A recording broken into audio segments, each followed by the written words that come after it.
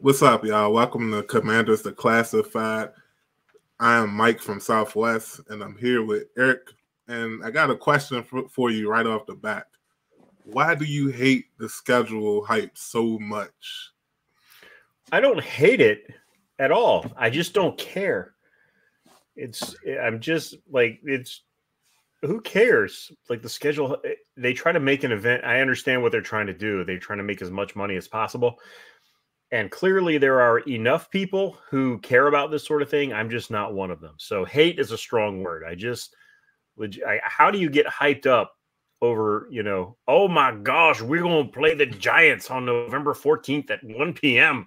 Are you kidding me? Like, sorry, I just can't get excited over that. Now, I'll happily talk about it for a half an hour. No problem there. But the excitement level it doesn't move the needle for this guy. You were surprisingly close on that Giants game for you not to care about the schedule. Really? It was a complete guess. Ellie is going to join us in a few, but before he joins, we're going to go ahead and get started talking about the schedule. And let's start from the very top, the very, very top, the games that don't matter, the preseason games. I like that they're all AFC East matchups. It kind of makes sense. You're heading to New York, then down to Miami, and you're hosting the Patriots at home in the season finale. And the special thing about that game, it's primetime. Now, who cares about a third primetime preseason game other than the people trying to make the team? But it's football nonetheless, and everybody's going to be watching. So do you have any thoughts on that? Preseason football is like candy corn. I would say this to Ellie. He doesn't get it. But like every fall, like around like the end of September, you see like candy corn in the store and you're like, oh, candy corn. Let me get some of that. And then you take a handful of it and you're like, oh, this is awful. I forgot how terrible this is. That's preseason football, right? Like it's, football's back. Yeah. And then you just watch it and it's so awful. But yeah, that's a good metaphor. Because I like preseason football sometimes. Sometimes it hit, just like candy corn. Sometimes it hit, but yeah, too much of it. Yeah, that's kind of bad. That first like handful of it hits, and then you just realize you see it for what it really is at that point, just waxy nonsense. And there's a lot of good storylines. I love preseason NFL coverage. I love all of the articles that come out of camp and all the. I'll eat that stuff up all day, but actually watching preseason football, especially when you get into the second half, it's just really hard to watch. Hey, Ellie's here. Welcome, Ellie. What's happening, bro? Hey guys, I don't know how my internet's going to let me participate, but let me say this: preseason is my favorite time of the year. At least it has been. Favorite? Yeah, since when he's a lunatic, that's why. Yeah, in case you need any more evidence that Ellie is a lunatic, he just gave you all the ammo you need right there. That's exactly right. But I think I like preseason because I like to see the young guys play a lot. I like to see how they compete against other young guys. That's why I love preseason football. And plus it means football's really back. Like you're within a month of real games happening. So to me, it's always extremely enjoyable. And I heard Eric hating on the schedule piece. I think it's exciting because I think it's a milestone closer to when the real season's coming back. That's all it is. It's just a point, a landmark in the off season. It says, hey, we're on our way. We're almost there, I'm not hating. I just don't care. There's a difference. I don't care. Like if hating would mean that I had any sort of interest in it whatsoever, which I don't. Okay.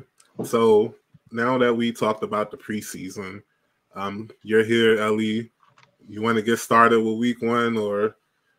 Yeah. Well, first of all, before we go to week one, and I'm going to let you run through the schedule because I don't have it up.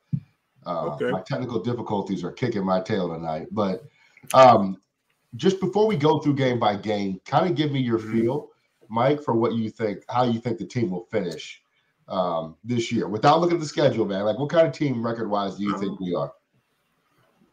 I mean, I think we'll be a better team than last year. I think 4 wins. I can't see that. Like I can't see this being a 4-win team based on not only the wiping half the team, but the coaching staff. I'm gonna keep banging that drum until I'm proven wrong. So y'all gonna hear me all off season talking about this coaching staff. And I feel like with them at the helm, it's not even about Dan Q. It's not even about TQ, Witt, and Kingsbury. It's about everybody else along with them. That alone, and we seeing it already with minicamp, how excited the team is. I know it's only May, but with the coaching, I can feel confident in saying this won't be a 4-win team. I don't know what the I need a specific record prediction before we go game by game. What? Yeah. Man. Give me a guess. Man, I feel like 8 and 9 is right. Okay. I hear everybody else saying that too. I feel like 8 and 9, like based off of right now, like there's a lot of stuff we don't know. Jaden could look like Stroud or RG3, or he could look like Anthony Richardson. He have a good start and he misses the rest of the season for an injury or something. I'm not wishing ill will on him or anything. I'm just saying we don't know. So 8 and 9 feels about right. It's double the win total from last year, which is great, but less than 500, which is not so great. Okay, I can dig it. Eric, what's your blind guess at the record? This is always an interesting social experiment because when you just say, what's the record going to be? You always say like, 11-win floor. But then you go, or, no, I mean, honestly, you're more realistic though. You're always like, 6-7 wins tops. Yeah. But then you go game by game and you start predicting, well, there's a win. That's a win. That's a win. That's a win. And you end up going like, 12-4, 12-5. Yeah. I'm going to roll with 7 and 10 until I see otherwise. I've seen this offseason excitement too much in the past, and I know we've got new ownership, but it is the same old skins for me until I see otherwise. So I'm rolling 7 wins this year, and we'll see how wrong I am. All right, I'm going 10 and 7. I feel optimistic. I think just the areas that we're better than what we were last year will mean a couple of extra wins. I mean, that's 6. 6 is a lot. I think better quarterback play means some wins. I think better linebacker play means some wins.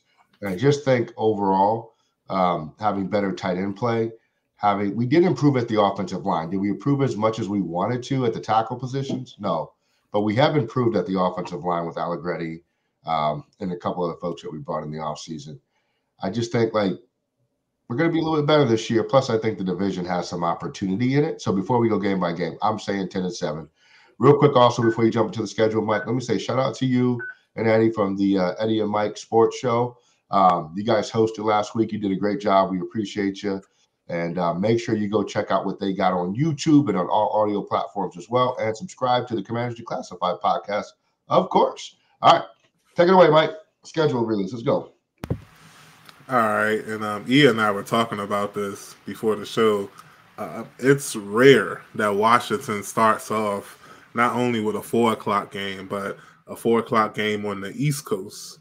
Yeah. But that's what's happening. Week 1 at Tampa Bay. You go first with this one, man. This was I'm going to go with a W for week 1. I think we start off the Dan Quinn era with a win against the Bucs. I say that with no confidence whatsoever. I go back to my RG3 era. The first win, you went to the home stadium of an NFC South opponent and put something on them with RG3. It was the Saints. I see a similar vibe coming out with a whole new regime, a whole new quarterback situation. I think the momentum carries over into week 1, and I think Washington does leave Tampa 1-0. What you got, Ellie? I agree. I think we start off pretty good. Tampa's one of those teams that I think they'll be feisty. I don't buy into what they were last year. I think Baker Mayfield had a good year. But I don't think Baker Mayfield scares me as a quarterback. So if we can get any pass rush out of the folks that we brought in at the defensive end position last year, I think this is a lock for a dub. Their defense is good, but it's not quite what it used to be. So definitely opportunity here. They're going to blitz you. They're going to be aggressive. Jaden's good against the blitz. I'm taking the Commanders with the easy dub in week 1. I was leaning ill before you all went, But hearing what E had to say about the similarities to an NFC South opponent week 1 on the road, yeah, that alone is going to make me go for Washington week 1. Call me thinking about the past too much, but I got to believe it to see it. And you got Mike Evans going against a shaky secondary. I don't know, man. Bake might have some early season magic. So I got us starting off 0-1. Next, we're You put a loss on us in week 1? Yeah, he did. Yeah, man. He's a hater. Wow. Okay. Next, the home opener at Commanders Field at the moment. Giants at 1:00. I'll go first on this one. We get the dub. We get the dub with the Giants.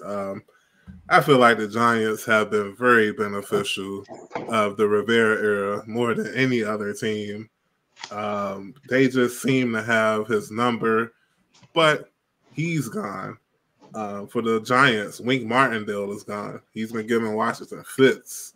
And I just, like, Jones doesn't scare me. I mean, I know they just drafted Neighbors, but, man, what can one receiver do to you? I know I'm contradicting myself with week 1, but I feel like Baker way better than Daniel Jones. Like, it's not even a competition. So, yeah, give me Washington starting off 1-1, taking the Giants out week 2. Ellie, what you think, man? Man, that's a dub. I'm not even gonna give you all this this spiel about it. That's an easy dub. The Giants aren't going to be good this year. Daniel Jones is not good. Malik Neighbors is good, but Daniel Jones is going to offset that. Nobody else on that offense scares me. They no longer have Saquon Barkley. What are they going to throw at you? I don't know. But that's an easy W. 2-0 out the gate. What's your feeling, E? L, Giant L. Look, man, this is one of those believe it when I see it categories. We suck against the Giants. It predates Rivera. Washington forgets how to play football when the Giants are involved. Daniel Jones looks like prime John Elway every time he sets foot on the field against Washington.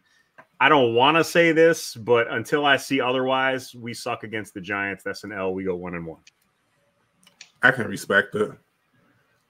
Monday Night Football on the road, week 3 at Cincinnati, at Joe Burrow, at Jamar Chase.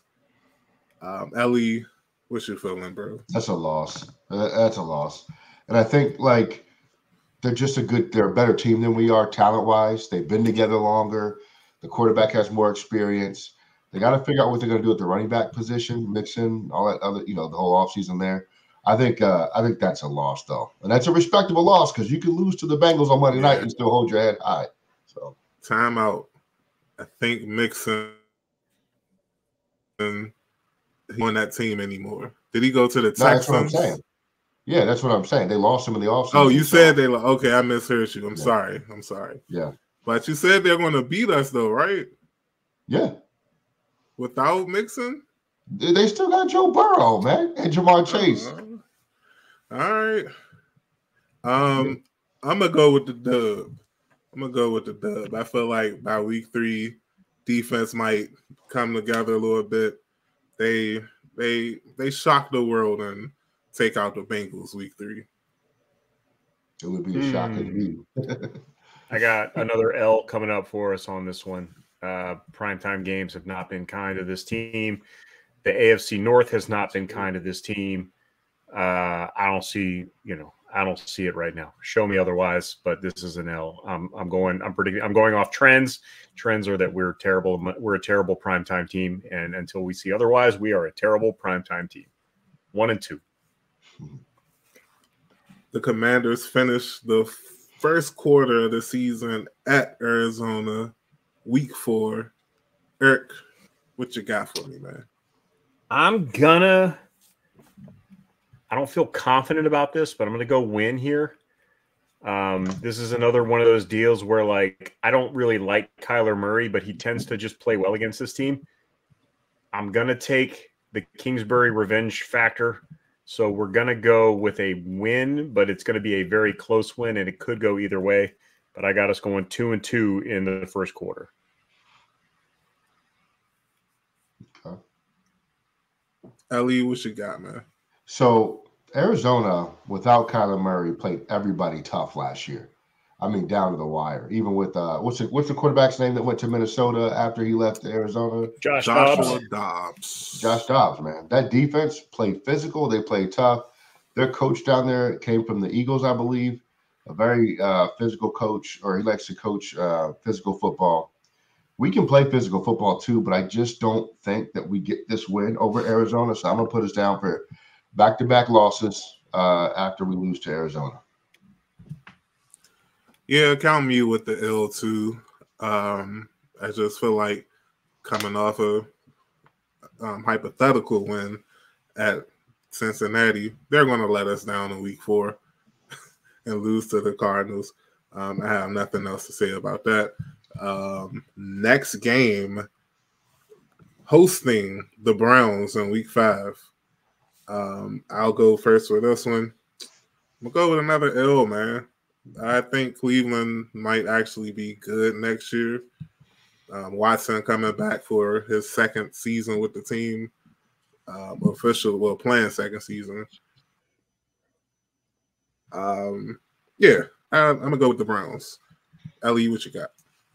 So I think we out Cleveland in this game, and that means we just ball control all day, right? We want to protect Daniels from Garrett, Brian Robinson pounding the rock, Chris Rodriguez pounding the rock. We're just going to hit him over the head with the run game, and then we'll throw it out to Eckler in the screen game and get what we can there. I think our defense is going to really be put to the test with the Browns run game. I no longer believe that Deshaun Watson is going to get back to his former self. I think that person is gone at this point in time. I was kind of hopeful for it because as a quarterback on the field, I like Deshaun Watson. We forget about all the other stuff off the field, not going there. But I think we pull this one out, and I think it's a close game. But I'm going to give us the W against Cleveland. Eric, you feel Jaden Daniels injury watch starts week 5 against Cleveland. This is a Jaden Daniels concussion game. For me, I just feel like Cleveland's defense is just going to beat the crap out of this offense. I give us very little chance of winning this game. I think Cleveland's defense is so legit, and Washington's offense just isn't going to be there yet. The offensive line may or may not be gelling. Hopefully, everybody's healthy, but man, I don't like this game at all. That's an L. Next game, week 6. Washington takes a quick trip up Baltimore-Washington Parkway to M&T to face the Ravens. Eric. L. Ravens are a class organization. Washington ain't there yet. Now, 2 or 3 years from now, I'll go a lot closer, but we're out of our weight class with Baltimore. I don't see us winning that game. I'm going to go with the L too. Same reasons. No need to elaborate. What about you, Ali? I'm just struggling to figure out a way for us to win the game and what we would do. Like our defense, our corners are going to have to tackle in this game to be competitive. Sandwich will do that. I don't think Forbes will until I see it. We might go the 3 safety look, but they also have good receivers now in Baltimore, and they have great tight ends. I think we match up a little bit better this year with the tight ends. But then offensively, we kind of got to beat their defense. And their defense last year, it had some holes in it, but they played physical when they wanted to or when they needed to, and they could cover the pass when they needed to. I still think their secondary is a bit of a weakness for them. But I'm going to say it's an L too, just because Baltimore's been so consistent. It would be a little foolish of me to predict that we beat them, but I wouldn't be surprised if the outcome was a little bit different. That's the first game we all agreed on. Are we going to make it back-to-back for week 7 where Washington hosts the Carolina Panthers? Ellie, that's a dub. I'm not even going to play with it. That's a dub. Easy dub. Dub so hard you froze for a sec. I'm going to say the same thing. Whatever you said, I agree with it. W for Washington. W, yep. Eric, what you feeling? Now, this is a game I'm going to pencil in as a win based on my history watching this team. An L would not surprise me in the least. Losing to a team like Carolina. I could see it being Carolina's only win next year, but I'm going to go with a win just because I don't want to give us 5 straight losses. So I'm going to go with a win against Carolina, but I don't like it. Yeah. So week 8, back-to-back home games for the first time this season, hosting the Bears. I'm going to go with the dub on that one. It's going to be Caleb Williams versus Daniels, but I think it's going to probably be a defensive struggle with Washington getting the edge because they're at home. Well, remember last year, the Bears had Justin Fields, and they crushed us on Monday night offensively. And our guy, DJ Moore, had like 3 touchdowns, 240 yards receiving against us or something crazy like that. This is tough. This is a tough game because I think if there's a team that parallels where we are, it's the Chicago Bears. It's kind of a mirror match for me. And I think it's just a matter of like whose defense is going to play better. The Bears defense doesn't scare me that much, but I think offensively they really have some significant weapons.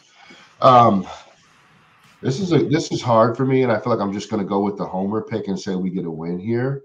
But I think in my heart, I feel like it's really probably a loss at this point. But I haven't seen enough of the Bears defense to be convinced that we will in fact lose. So I just changed my mind on this one. I was gonna go L. Then I looked at it. For whatever reason, I had in my head it was a primetime game. This is 100% a loss if we played this game in primetime. This is a 1:00 Sunday game. I think Washington gets the win here. So I'm gonna give the win to. I'm gonna change that L to a W, and we beat Chicago at home. If it gets flexed, 100% L. Second matchup versus the Giants. The series is over by the beginning of November at New York. Ellie, what you feeling on this one? At this point in the season, the Giants are talking about firing their head coach. You're talking about getting rid of Daniel Jones next year. This whole thing is going to come apart at the seams in New York this year. I can almost promise you that. This is a W. Okay, Eric. It's the Giants. I'm writing L until I see otherwise because it's the Giants. I don't care what happens. Everything Ellie said could be very much true, and they could still walk out of there with an L just like Chicago did last year because this team just doesn't play football well against the New York Giants. So it is on Dan Quinn and company to prove me wrong, but I'm writing down an L against the Giants in perpetuity until I see otherwise. Yeah, with me having them take the L earlier in the season, the Giants taking the L, I think they get at us this time on the road. And yeah, weird things, like I said, New York is weird. They seem not watching the number, and we're not sweeping them the first year after Rivera. So give me the L. L-E. I already gave it a dub. I said dub. Oh, I'm sorry. That's it. All right, we're moving next to Pittsburgh. I'm gonna get them the L for Pittsburgh, man. Like I feel the same about Pittsburgh like I do with Baltimore. And the last time we played them, we kind of stole that game. I don't know if y'all remember. It was like on a Tuesday at 5:00 because of COVID or something. Crazy that was 4 years ago almost, but yeah, give me Pittsburgh to take the W for Washington. Ellie, what you got? Yeah, so we're just not in their weight class yet. It's like Baltimore. We're not in that weight class. When we beat them a couple years ago, they had an 11-game win streak. It was weighing on them. It's hard to win 12 straight games in the NFL, right? Just from a probability standpoint. We're just not there yet. We're probably a year or two away from where Pittsburgh is, and that's a good thing. It means we're on our way. I think we'll put up some kind of fight, but they just have too much pressure on the defensive line that we won't be able to contain. It's a loss. You feeling the same, E? Yes, Pittsburgh. We're not there yet to beat Pittsburgh. Pittsburgh is they're further along in development. Quarterback notwithstanding, Russell Wilson could be Justin Fields. Who knows? I think Pittsburgh just has the ability to beat Washington this year. Washington ain't there yet. The second primetime game of the season, Washington travels up 95 to the Link, if you want to call it that, to face the Eagles. This is one of those rare surprise Washington W's that they seem to get. Last year, they probably should have had one of those wins versus Philly, but for whatever reason, whether it's inopportune mistakes from the players, bad coaching from the previous coaching staff, they couldn't sneak a W away, but I think this coaching staff can sneak a W for Philly. Eric, what you feel? I agree. I got a W at Philly on a Thursday night. It's a Thursday night games are weird in general. And I'm 80% sure this is a Thursday night game, but my math may be off.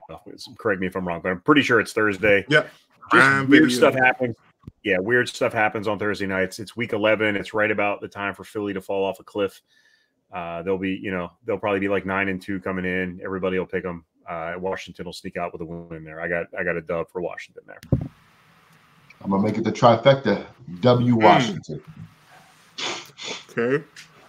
The second of a back-to-back division stretch in the schedule, Washington hosts the Cowboys, and you're not going to see me predicting Washington to beat the Cowboys with what I have experienced in my lifetime, especially in May. They take the L, unfortunately. LE. Man, this is at home.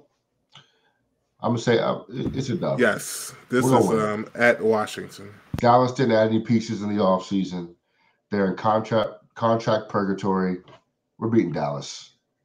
Jane Daniels gets his first signature win of the season. Eric, nah. What you think? I got Dallas winning this one. So again, historically speaking, Washington coming off of an extended week off.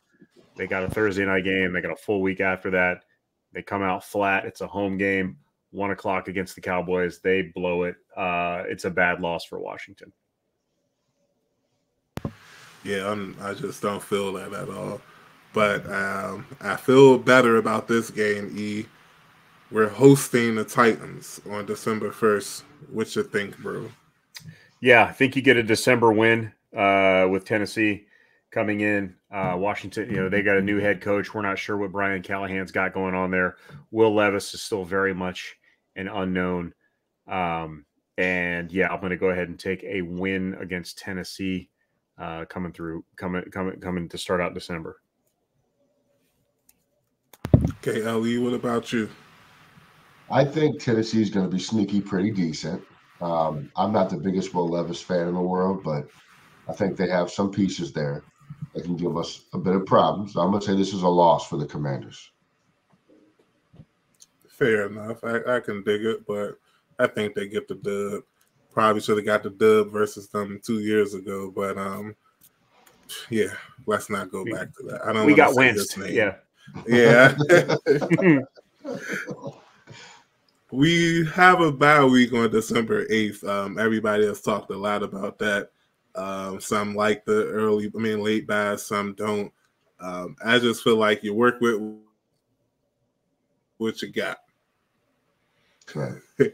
And the last 4 games of the season, starting at New Orleans, I may go there this year. And with me having been 2-0 in my last road trips, I think we lose this game. So, I'm sorry, but if I'm in the house, we might take the L at New Orleans. What you think, E? Yeah, I got a loss too. I think this is 2 teams that are going to be in very similar situations come this time of the year, both on the outside looking in, fighting for any kind of positioning and any kind of luck to get into the playoffs. And I think the Saints take it. I don't know why I think that could very well. I don't have a great feeling either way about this game, but I'm going to take the Saints for the win here. What about you, Ali? Because they're the home team. I think So we're going to be fresh off a bye week. Saints will not be. I think Yep. they have a bye week earlier. I'm not a big Derek Carr guy. Never really have been. I think there's just opportunity here, and I think we take advantage of that opportunity. I have us with the W here. Okay. Second of two games hosting the Philadelphia Eagles 3 days before Christmas. We're not sweeping Philly. At least I'm not predicting us to sweep Philly. I'll give us the L there, and my Christmas will be slightly affected. How about you, Ali? Yeah, I'm with you. I'll give us an L. It's late in the season. Rookie walls are going to start to hit, and we're going to count a lot on rookies this year. I'm going to say it's an L. I third that. I think it's. I think they lose. I think Philly's going to be get a brief respite from whatever late season collapse they're having, but they will come out of DC with a win. But hopefully the plumbing breaks, and at least they get poop on them in the shower. So. Personally speaking, one of my favorite games of the season, and man, I hope there's some stuff on the line for this because we need this in our lives. Washington hosting Kirk Cousins and the Atlanta Dirty Birds in Washington at Commanders Field. Ellie, I need you to start off with this one, man. That's a W. That's a W. That's a W.